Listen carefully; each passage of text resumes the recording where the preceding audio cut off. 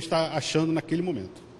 A gente aqui teve uma demonstração feita, né, em pouco tempo, assim, como é que é esse processo de criação de um grafite? Tem vezes que eu vou pintar no muro que já está previamente autorizado e aí eu consigo ter tranquilidade para fazer um desenho que eu elaborei num papel previamente, ou então eu tentar adaptar uma coisa na hora, assim, porque o grafite ele tem a característica de ocupar o local e muitas vezes ele está ali se adaptando e dialogando, né? Uma imagem que vai se adequando a se o local é íngreme, se o local tem, de repente, desgaste ou alguma coisa saliente. Então, tudo isso vai se adequando e vai nos influenciando na criação.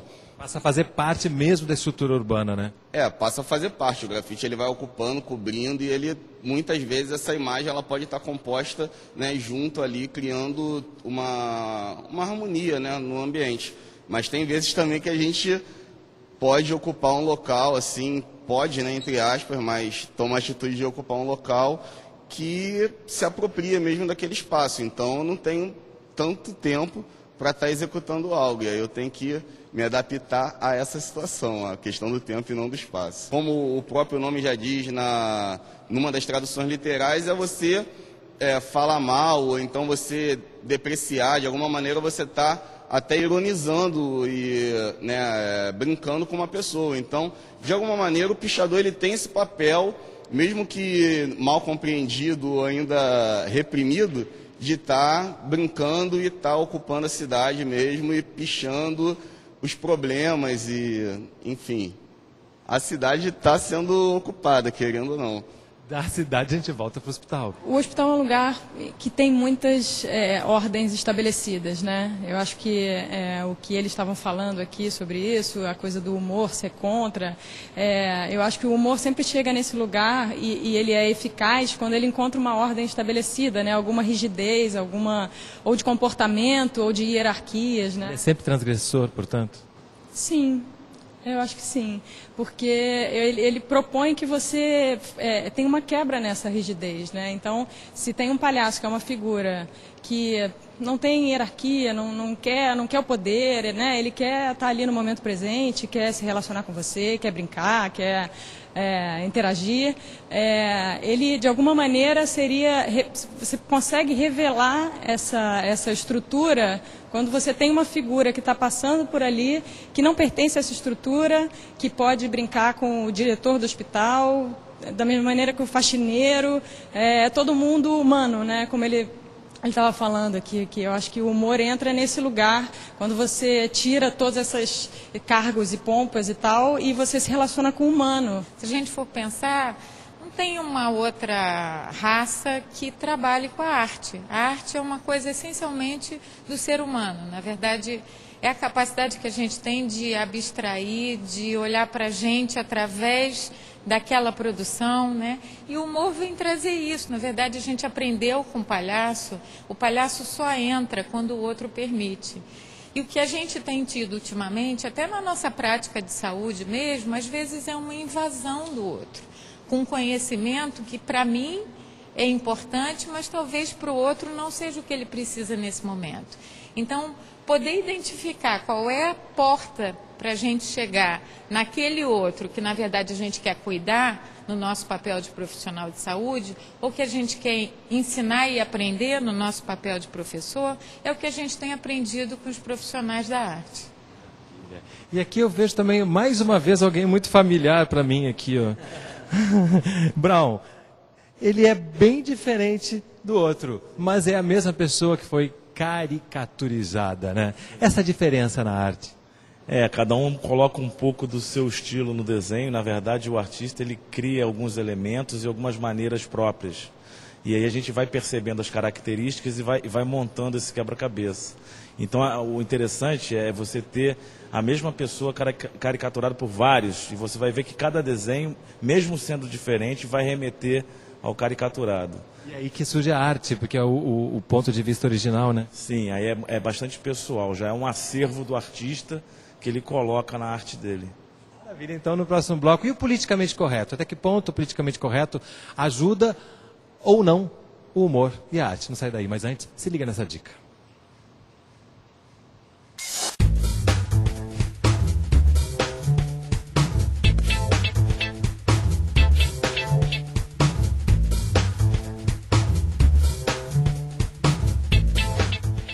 saber mais sobre o projeto Roda Gigante, acesse o site rodagigante.org ou ligue 21 2246 2339.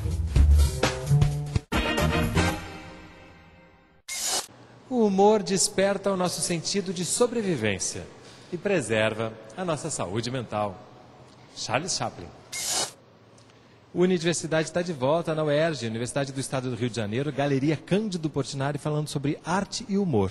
E o Milor Fernandes nos deixou há pouco tempo, que além de tudo era um frasista e disse o seguinte: não quero viver num mundo em que eu não possa fazer uma piada de mau gosto.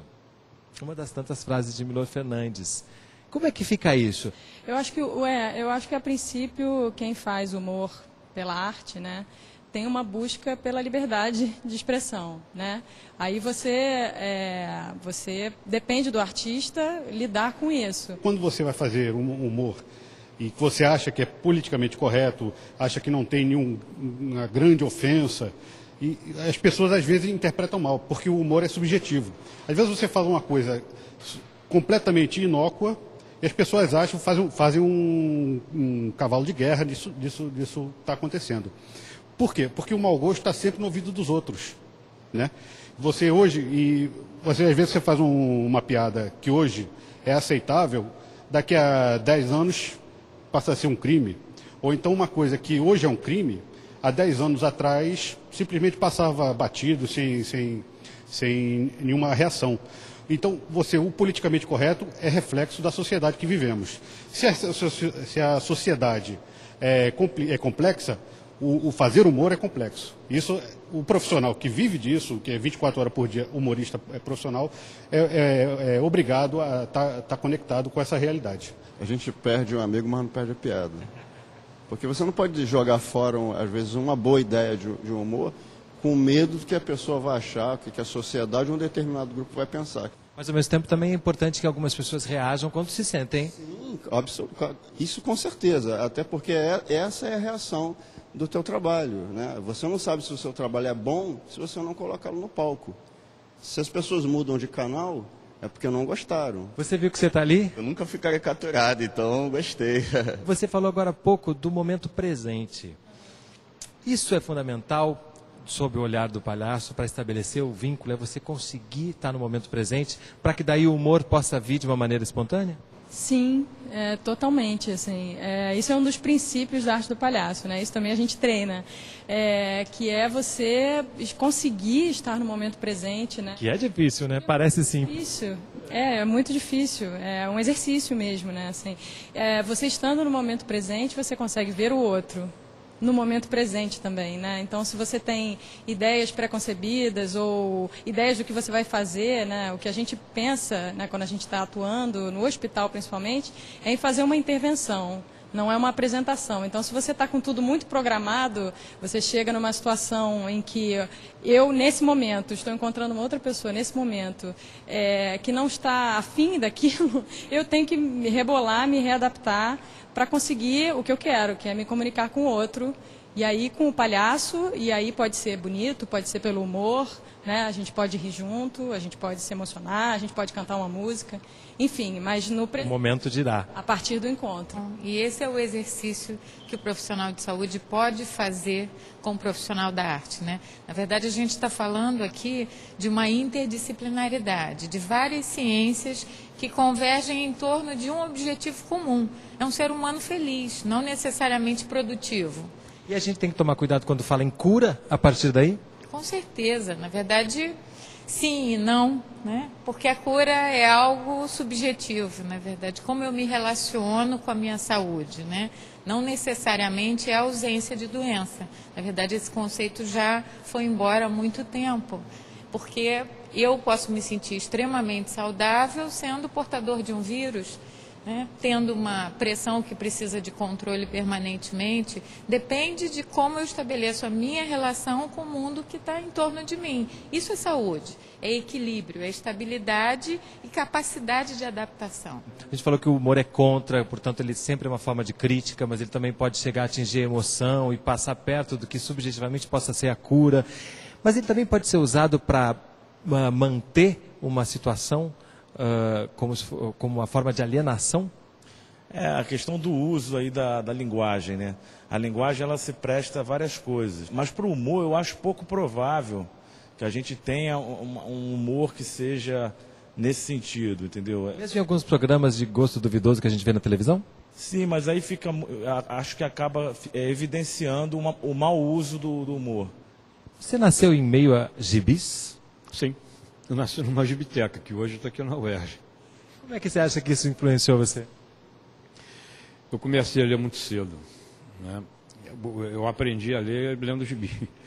Sem saber ler ainda, com 3, 4 anos de idade, eu folhava aquelas coisas todas.